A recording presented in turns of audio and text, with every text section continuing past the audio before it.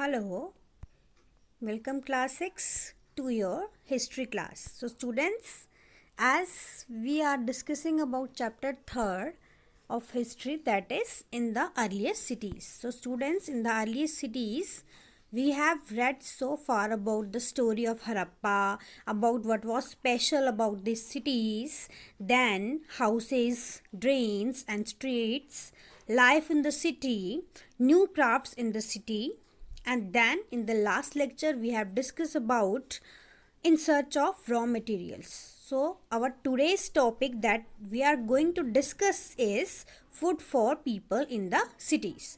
So क्या क्या sources से फूड कहाँ से सिटीज़ में आता था, ठीक है, इसके बारे में हम डिस्कस करेंगे. Okay, so food for people in the cities. People living in cities, traders, craft persons, scribes and rulers in the cities. अब जो लोग हैं जो सिटी में रहते थे उनके बारे में पढ़ने वाले हैं कि वो अपना खाना जो है वो कहाँ से लाते होंगे.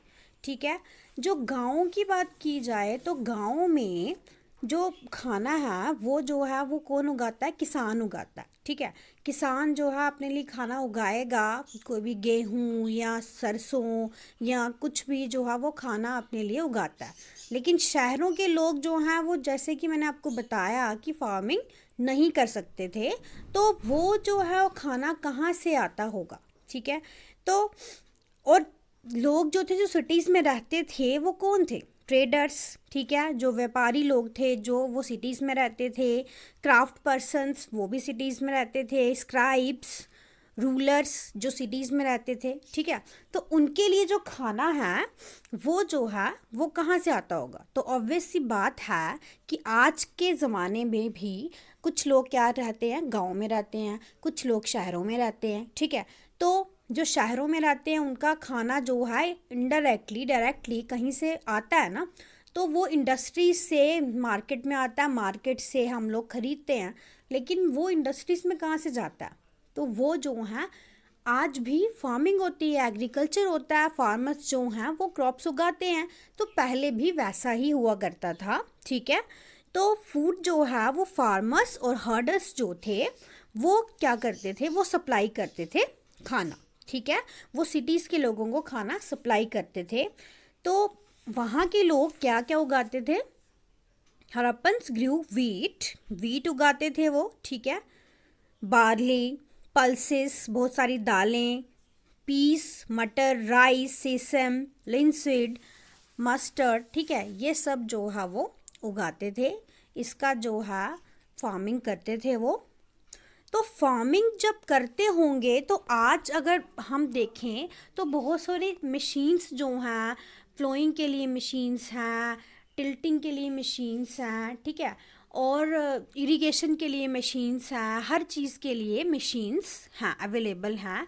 आजकल जो है टेक्नोलॉजी बहुत बढ़ चुकी है. ठीक है, तो हर चीज़ जो है मशीन के द्वारा की जाती है. ठीक है, कुछ जगह ऐसी भी हैं जहाँ पे आज भी फार्मिंग के न्यू जो टेक्निक्स हैं वो यूज़ नहीं की जाती. लेकिन आजकल बहुत ही फ़र्क है पुराने हड़प्पा के टाइम से और अभी के टाइम में. ठीक है, तो उस समय जो है सोचो कि किस तरह से फार्मिंग होती थी, किस तरह से लैंड को हम खोदते होंगे, फिर उसके बाद उसमें जो है बीज डालते होंगे, फिर वो बीज जो है आगे जाके पेड़ या पौधा बनता है. ठीक है, तो अब ऐसा क्या यूज़ करते होंगे? कोई टूल्स तो होंगे ना जो यूज़ करते होंगे. जैसे कि आपको पहले बता चुकी हूँ मैं कि बहुत सारे जो हैं मेटल से क्या बनाते थे, टूल्स भी बनाए जाते थे. ठीक है, तो ऐसा ही हमें कैसे पता चला कि वहाँ पे टूल्स का इस्तेमाल होता था? तो वहाँ पे हमें ये इस तरह का क्या मिला, टूल मिला, अ टॉय फ्लो. ठीक है, जिससे क्या हो जाता था, लैंड को जो है एक तरह से कहते हैं कि खुदाई की जाती है लैंड की.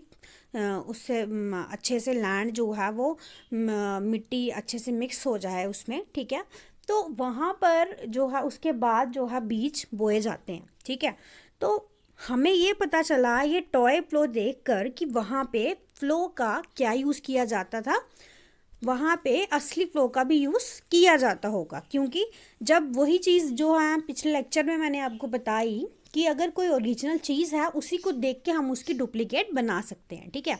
तो इसका मतलब इस तरह का फ्लो जो है किसान वहाँ पर यूज़ करते होंगे, ठीक है। तो वो मे भी किसी और मटेरियल से बना हो जो सर्वाइव नहीं कर पाया, ठीक है। और ये जो है ये पत्थर से बना होगा तो ये सर्वाइव कर पाया, ठीक है। तो ये होगा किसी बच्चे के लिए बनाया होगा, जब उसने ज़िद की होगी कि हमें भी ऐसा ही फ्लो चाहिए, मुझे बना कर दो, तो इस तरह से उन्होंने शेप देकर बना दिया होगा। तो इसका मतलब ये है कि इस फ्लो से हमें ये पता चलता है कि वहाँ पर इसका इस्तेमाल किया जाता था जब फार्मिंग होती थी, ठीक है। तो इसको क्या किया जाता है, असल में इसको बैल के कंधों पे जो है 2 बैल होते हैं उसके कंधे पे बांध दिया जाता है दोनों साइड, और वो बीच में ये रहता है, और साइड साइड पे क्या चल रहे होते हैं, बैल चल रहे होते हैं। और खेत जो है पुरानी मूवीज़ में अगर कहीं देखा होगा आपने तो इस तरह से जो है किया जाता है। लेकिन अभी जो है बहुत सारे डिफरेंसेस आ चुके हैं, तो अब जो है इतनी प्रॉब्लम्स नहीं होती हैं। देन दिस रीजन हड़प्पा, अब जैसे फार्मिंग की बात हो रही है, ठीक है। तो इस रीजन में हड़प्पा रीजन कौन से रीजन की बात कर रहे हैं हम, हड़प्पा की बात कर रहे हैं, यही ये वाला रीजन जो है, ठीक है। तो इस रीजन में ज़्यादातर अमूमन बारिश जो है वो नहीं होती है, ठीक है। इतनी ज़्यादा बारिश नहीं होती है, डजेंट रिसीव हैवी रेनफॉल, ठीक है। इतनी रेनफॉल नहीं होती है कि अच्छे से फार्मिंग की जा सके, ठीक है। यहाँ पे तो आप देख सकते हो कि डेजर्ट एरिया मेन रहते हैं, ठीक है। तो यहाँ पर उस समय भी ऐसा ही होता था, और बारिश जो है वो हैवी नहीं होती है, जो कितनी जो वो चाहिए हो इरिगेशन के लिए उतनी बारिश नहीं होती है। तो सबसे पहली बात है कि हमें इरिगेशन तो करनी है फील्ड्स में, ठीक है।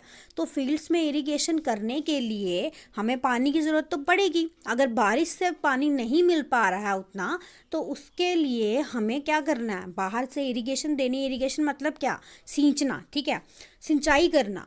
जो खेत होते हैं, खेतों में जब क्रॉप्स लगाते हैं तो क्रॉप्स को इरिगेशन की ज़रूरत होती है, जाने कि पानी देना पड़ता है, सिंचाई करनी पड़ती है।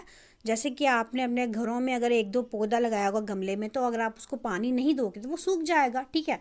उसी तरह से इरिगेट करना पड़ता है फील्ड्स को। तो वो इरिगेशन जो है वो किस तरह की जाती थी, सम फॉर्म ऑफ इरिगेशन में हैव बीन यूज्ड, क्योंकि अगर वहाँ पे बारिश नहीं होती थी तो ऐसा हो सकता है ना कि इरिगेशन के कोई और मेथड यूज़ किए जाते होंगे। तो इससे ये पता चलता है, this means that water was stored and supplied to the fields when the plants were growing. तो वाटर यहाँ से ये साबित होता है कि वाटर जो है वो स्टोर किया जाता होगा कहीं पे, ठीक है। तो वहाँ से सप्लाई किया जाता होगा, जैसे कि आपको ये मैंने बताया था कि वहाँ पे हमें कुएं भी मिले हैं, ठीक है। तो क्या होता, कुएं या ड्रेन सिस्टम बनाया गया हो, जिससे क्या होता था कि वो पानी जो है वो फील्ड्स तक पहुंचाया जाता था, सिंचाई होती थी, ठीक है। बहुत सारे खेतों के आगे पीछे कुएं होते होंगे, ठीक है, और वहाँ पे पानी स्टोर किया जाता होगा। तो वहीं से फिर फील्ड्स में दिया जाता होगा जहाँ पे प्लांट्स जो हैं वो ग्रो करेंगे, ठीक है। तो उसके बाद आ जाते हैं हम कि हड़प्पा जो है वो वहाँ पर लोग जो हैं वो क्या करते थे, कैटल्स जो हैं पालते थे, जैसे कि शीप, गोट, बफेलो, ठीक है। तो ये सब जो हैं ये भी पालते होंगे, ठीक है। वाटर पास्चर्स वर अवेलेबल अराउंड सेटलमेंट्स, ठीक है। तो अब देखिए, जब वहाँ पर कैटल्स जो हैं पाल रहे हैं वो, तो उनको खाने को भी कुछ चाहिए ना, वो चरेंगे ना कहीं पे, उनको खाने को कुछ चाहिए। तो ऐसा जो है वो वाटर और पास्चर जो हैं वहाँ पे अवेलेबल होंगे, इसलिए वो वहाँ पर उनको पालते होंगे। पानी भी चाहिए एनिमल्स को पीने के लिए, और चरने के लिए घास वगैरह भी चाहिए, ठीक है। लैंड चाहिए जहाँ पे वो चर सकते हैं, ठीक है। तो ये जो है मेन मुद्दा ये है कि वहाँ पर ये पास्चर्स और वाटर जो है अवेलेबल होगा, इसीलिए वहाँ पर वो हड़प्पन्स जो थे वो पालते थे जानवरों को, ठीक है। तो ड्राई सीजन्स में क्या होता होगा, सोचो ज़रा कि जब ड्राई सीजन हुए तो वहाँ पे जो नहरों में, नदियों में जो पानी है वो सूख जाए गया, ठीक है। ग्रासेस जो हैं, जो जो उनके एनिमल्स को चाहिए, फीडिंग चाहिए, ठीक है, जिनसे वो फीड करेंगे, तो वो भी ख़त्म हो गया। तो वो क्या करते थे, तो ड्राई समर में क्या होता था, in the dry summer months large herds of animals were probably taken to greater distances in search of grass and water। तो क्या किया जाता था बच्चों, आपने अभी भी देखा होगा कि साल में एक बार आपने देखा होगा कि बहुत सारी भेड़ वगैरह जो हैं इकट्ठी करके लोग जो हैं मूव करते हैं, ठीक है। तो वो उनको हम नोमैड्स बोलते हैं, ठीक है। कि जब जो है वो मौसम चेंज हो जाता है, ठीक है, तो वो जो है अपने सर्वाइवल के लिए और दूसरी जगह पर चले जाते हैं जहाँ पर उनको भी फैसिलिटीज़ प्रोवाइड हो और उनके जो कैटल्स हैं उनको भी फैसिलिटीज़ प्रोवाइड हों। वैसा ही हड़प्पन में चले जाते हैं आप, तो वहाँ पर भी ऐसा ही होता था। अपने एनिमल्स को लेकर वो घास और पानी की तलाश में किसी दूर दूर जगह पर उनको ले जाते थे, ठीक है। एनिमल्स इकट्ठे किए अपने और उनको जो है ग्रुप बनाकर किसी और जगह पर चले गए, ठीक है। तो उन्हीं को हम क्या बोलते हैं, नोमैड्स बोलते हैं, ठीक है। They also collected fruits like बेर, ठीक है। ये जो हैं फ्रूट्स कलेक्ट करते थे, अगर जंगलों में चले गए तो जंगल से आते हैं जो फ्रूट मिला वो ले लिया, या जो हैं फिश पकड़ ली, ठीक है। एनिमल्स जो हैं जंगली जानवरों का शिकार कर लिया, ठीक है, लाइक एंटीलोप, ठीक है। तो एक जंगली जानवर है जिसका शिकार वो किया करते थे, ठीक है। यहाँ पे देखिए आप, ऐसे जंगलों में ये शिकार कर रहे हैं। तो मेन जो है फ़िश का भी जो है ये यूज़ करते थे। फ़िश जो है पानी के आसपास कहीं मिली तो फ़िश को जो है उसका जो है शिकार कर लिया और उसको एज अ फूड उन्होंने इस्तेमाल कर लिया। फूड की बात हो रही है तो कहाँ से फूड आ रहा है, ये इस चीज़ का मैं आपको बता रही हूँ कि शिकार कर लिया करते थे, क्योंकि नोमैड्स की बात कर रही हूँ अभी। तो नोमैड्स जो हैं कभी क्या कर लिया, उन्होंने शिकार कर लिया तो जो उसको अपना खाना बना लिया, ठीक है। उसके बाद कभी जो है उनको कोई जंगली फ्रूट्स वगैरह मिल गए वो खा लिए, ठीक है। इस तरह से उनका जीवन जो है वो चलता था, ठीक है। और उनके कैटल्स जो हैं वो रास्ते में जो भी घास वगैरह जहाँ पे उनको मिली वो वहाँ पे खाएंगे, ठीक है। तो इस तरह से जो थी सिटीज़ के लोगों की लाइफ चलती थी। Okay students, so this is all in this lecture. So students, thank you so much.